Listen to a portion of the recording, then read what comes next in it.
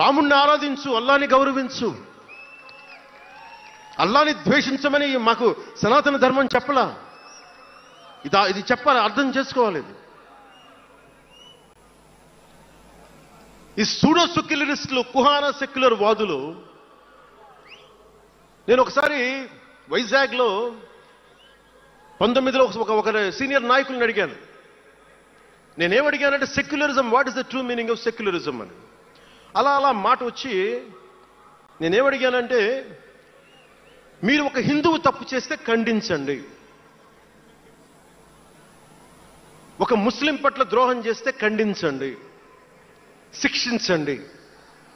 అలాగే ఒక ముస్లిం ఒక హిందువుల్ని ద్వేషించినా దాడి చేసినా శిక్షించండి. ఇద్దరికి శిక్ష ఒకటే.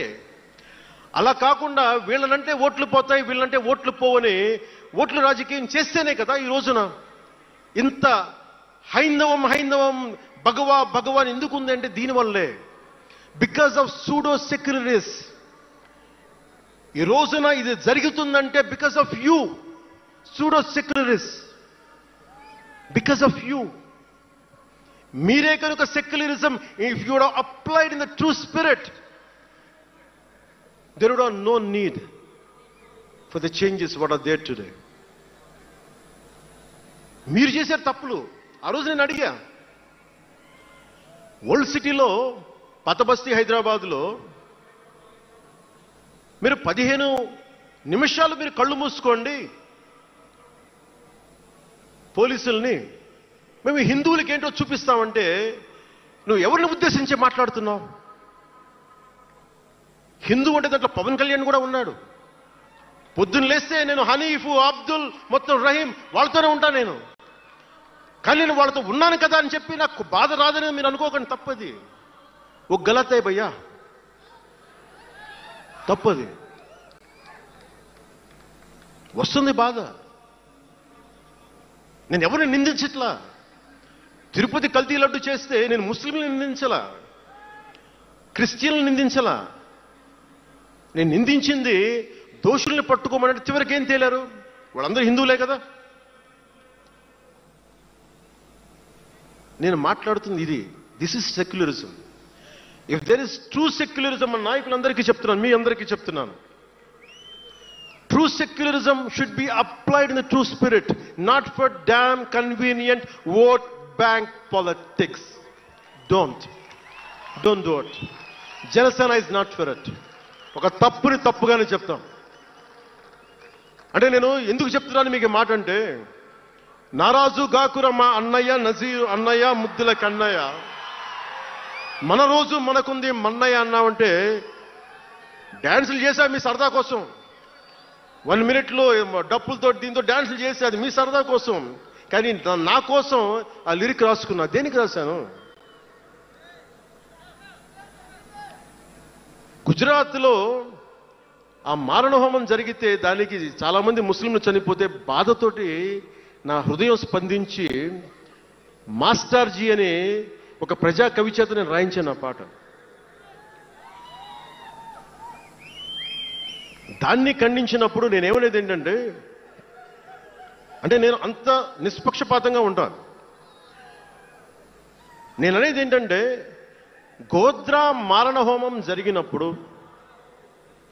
ఖండించాలి, ఖండింపబడాలి. There is no second thought about it. కానీ అసలు ఎందుకు జరిగింది అని ఆలోచిస్తే, కరసేవక్స్ రామ భజన చేసుకుంటూ ట్రైన్లోకి వెళ్తే ఒక గోద్రాలో ట్రైన్ తగలబెట్టేశారు. మరి దాని గురించి కూడా మాట్లాడాలి కదా. ఇది తప్పు, ఇది కూడా తప్పే. అలా జరుగుకుండా ఉండాల్సింది. బాధే నాకు. ఆ రోజు నేను సినిమాలో ఉన్నా కాబట్టి నారాజు కాకరని పెట్టా. అదే గనుక అలాంటి సంఘటన నుండి ఏం చేయాలి మనం? అలాంటి తప్పులు జరిగితే మొదటి తప్పు చేసిన వాడినే వెతికి వెతికి పట్టుకొని జ్యూస్ లాగా సెకండ్ వరల్డ్ వార్లో జర్మనీని ఎలాగా సౌత్ అమెరికాకి వెళ్ళినా ఎలా పట్టుకొని శిక్షించారో మొస్సాద్, అట్లాగా తప్పు ఎవడు చేయనండి, either is a Hindu or Muslim, ఎవరైతే మొదటి తప్పు చేశారో వాళ్ళను గనక శిక్షిస్తే పర్యవసానమై ఉండవు. ఇది చాలా బలంగా ఆలోచించాలి. అంటే ఇవన్నీ ఎందుకు చెప్తున్నాను, ప్రతి ఒక్కరూ చాలా క్షుణ్ణంగా వినాలి.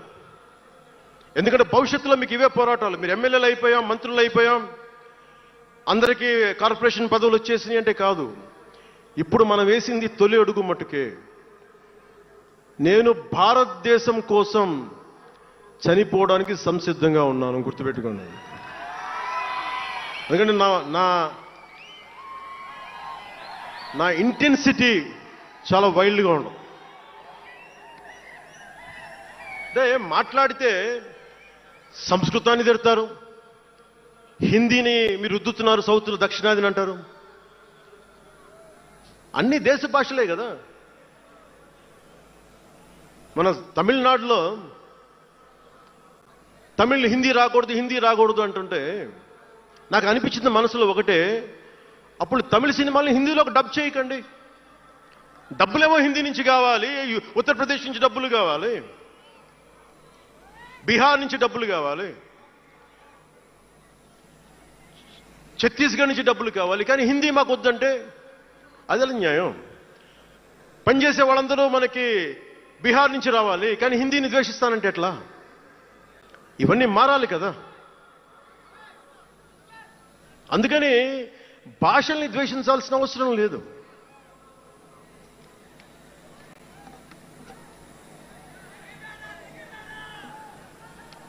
అంటే మనం ముఖ్యంగా హిందువులందరికీ నేను చెప్తా ఉన్నాను, మీరు ముస్లింలను చూసి మీరు నేర్చుకోండి. పవిత్ర రంజాన్ మాసంలో ఉపవాస దీక్ష వహిస్తున్న నా ముస్లిం సోదరులందరికీ నా హృదయపూర్వక రంజాన్ శుభాకాంక్షలు. సంస్కృతాన్ని తిడతారు, గుళ్ళల్లో సంస్కృతాలు మంత్రాలు చదవకూడదంటారు. ముస్లిమ్స్ ఆ మాట అంటున్నారా? అరబిక్లోనే కదా, ఐదర్ హిందూ ముస్లిం, ఐదర్ ఆంధ్రప్రదేశ్లో ముస్లిం కావచ్చు, తెలంగాణలో ఉన్న ముస్లిం కావచ్చు, తమిళనాడులో ఉన్న ముస్లిం కావచ్చు, అరబిక్లోనే కదా మంత్రాలు చదువుతారు, ప్రార్థిస్తారు. హిందూ ధర్మంలో సంస్కృతంలో చేస్తారు. దానికి ఏంటి సమస్య? తమిళంలో చదవాలా, తెలుగులో చదవాలా, కన్నడంలో చదవాలా? ఆ విధి విధానాలు ఉన్నాయి, వదిలేసేయండి వాటిని. వాటి జోలికి వెళ్ళకుండా కష్టాలని వాటిని పట్టించుకోండి.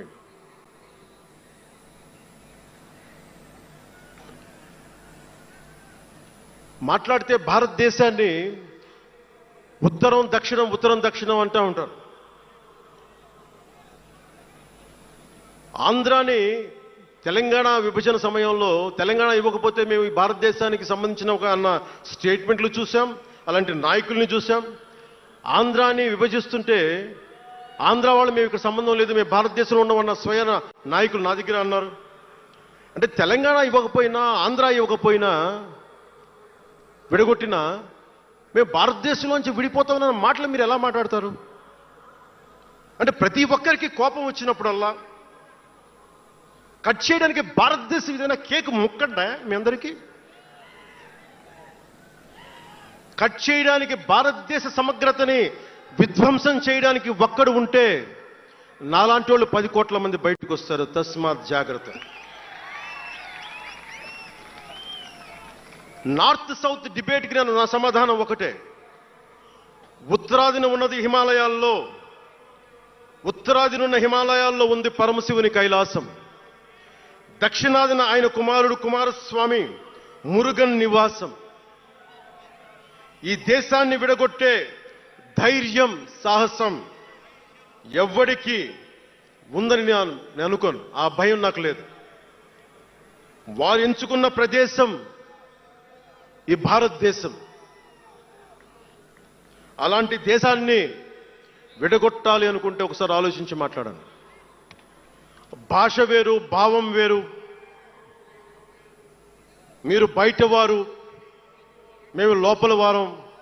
మీరు ఉత్తరాది వాళ్ళు తెల్లగా ఉంటారు, మేము దక్షిణాది వాళ్ళు నల్లగా ఉంటామంటే మా ఇంట్లోనే ఒకళ్ళు, మా అన్నయ్య 6 అడుగులు 2 అంగుళాలు 3 అంగుళాలు, నేనేమో 5 అడుగులు 9-10 అంగుళాలు నేను. మా బంధువుల్లో అన్ని రకాల వాళ్ళు ఉంటాం. కొంతమంది నల్లగా ఉంటాం, కొంతమంది తెల్లగా ఉంటాం. ఏం చెప్తాం దీనికి? అర్థం పర్థం లేని మాటలేంటి ఇవన్నీ? ఇలాంటి మాటలతోటి దేశాన్ని విచ్ఛిన్నం చేయకండి. రాజకీయ వైరుధ్యాలు వేరు, ఆ వైరుధ్యాలు ఉండడం సహజం. వైరుధ్యాలు ఉన్నాయి అనే నెపం మీద దేశాన్ని ముక్కలు చేయకండి. దక్షిణాదినున్న సెంగోల్, ఉత్తరాదినున్న ఢిల్లీ పార్లమెంట్లో ఉంది. ఒకవేళ వైరుధ్యం వస్తే వేర్పాటువాదం విడిపోమని కాదు, అది కాదు, కలిసి పరిష్కారం వెతకమని. డీలిమిటేషన్ ఉంది ఈ రోజున.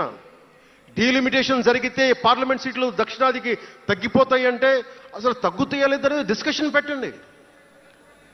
దానికి నేను రూపీ సింబల్ మార్చేస్తాను, నా భాషలో పెడతానంటే అప్పుడు మేము తెలుగులో కూడా పెట్టాలి. దానికి కన్నడ వాళ్ళు కన్నడలో పెట్టాలి, గుజరాతీ వాళ్ళు గుజరాతీలో పెట్టాలి, మహారాష్ట్ర వాళ్ళు మహారాష్ట్రలో పెట్టాలి. దేనికైనా ఒక వివేకం, ఆలోచన ఉండద్దా?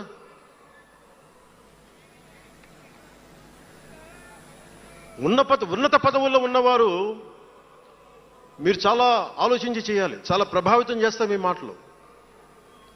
ఒకటి విధ్వంసం చేయడం తేలిక, ఒకటి నిర్మాణం చేయడం తేలిక, కష్టం. నేను వివక్ష అనిపించలేదు అనుకుంటున్నారా మీరందరూ? తమిళనాడులో పెరిగినప్పుడు 14 ఏళ్ల వయసులో నేను తమిళనాడులో పెరిగినప్పుడు మైలాపూర్ స్కూల్ ఉన్నారే, గొల్టింగ వాడ అని పిలిచేవాళ్ళు. నేను నాకు అర్థమయ్యేది కదా గొల్టీ అంటే ఏంటి అనుకునేవాడిని. అదొక డెరిగేటెడ్ టర్మ్ అది. నేను మా మాస్టర్ గారిని అడిగాను, రామ్నాథన్ గారిని అడిగాను, సార్ ఇంత మాదిరి சொல்றாங்க సార్, గొల్టీని சொல்றாங்க సార్ అంటే ఆయన నాకు ఒకటే మాట చెప్పాడు. వాళ్ళని పిలిచాడు, వాళ్ళని తిట్టాడు. ఏదో ఏంటి సార్ గొల్టీ, ఎందుకు సార్ గొల్టీ మీనింగ్ అంటే ఆయన ఏదో నవ్వి వదిలేసి ఆయన ఒక మాట అన్నాడు, అరే తెలుగుని రివర్స్ பண்ண గొల్టీ అని சொல்லுவாங்கடா, அப்படி என்ன பெரியார் வந்து தெலுங்குக்காரன் தான்டா, பெரியார் வந்து தெலுங்குக்காரன் தான், బలిజన్ నాయకర్ దారు అవరు. ఆ టైంలో ఇప్పుడు మన తిరుపతి రాయలసీమలో ఉండే బలిజ నాయుడు కులానికి చెందిన వ్యక్తి పెరియార్ గారు, తెలుగు. ఆయన ద్రావిడ ఉద్యమ రూపకర్త. సో అందుకని భాషదేముంది, అందుకని దీన్ని పెట్టుకొని విధ్వంసం క్రియేట్ చేయడం సరైంది కాదు. నేను మీకోసం